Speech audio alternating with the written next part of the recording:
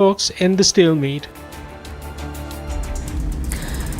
News from West Asia. Well, tensions between Israel and Iran may be on a pause for now, but that fragile calm is now under fresh strain. In a provocative move, Iran's newly elected President Masoud Pezeshkian has ordered the immediate suspension of the cooperation with the UN-backed nuclear watchdog, the International Atomic Energy Agency. And this decision has raised alarm in both Israel and the United States, pushing the region closer to the brink of a renewed conflict.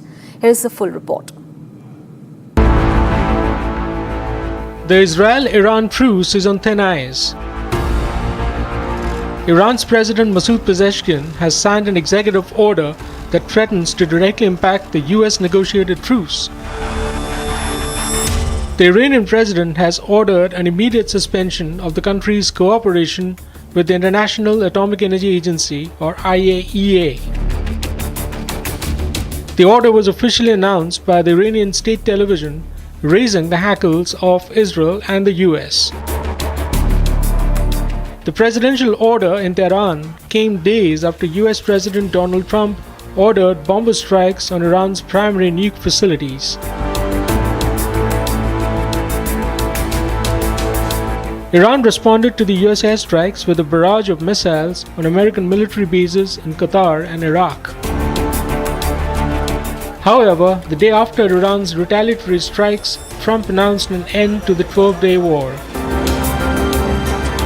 Trump's announcement was met with a fresh exchange of airfire between the two nations before the ceasefire finally took effect. Weighing in on the conflict earlier, the Director General of the UN's nuclear watchdog, Rafael Grossi, called for an end of hostilities to enable a neutral inspection of Iran's nuclear program. However, with Tehran now walking away from its commitment to cooperate with the IAEA, the Islamic Republic may just have sent out a veiled message to push ahead with its new program.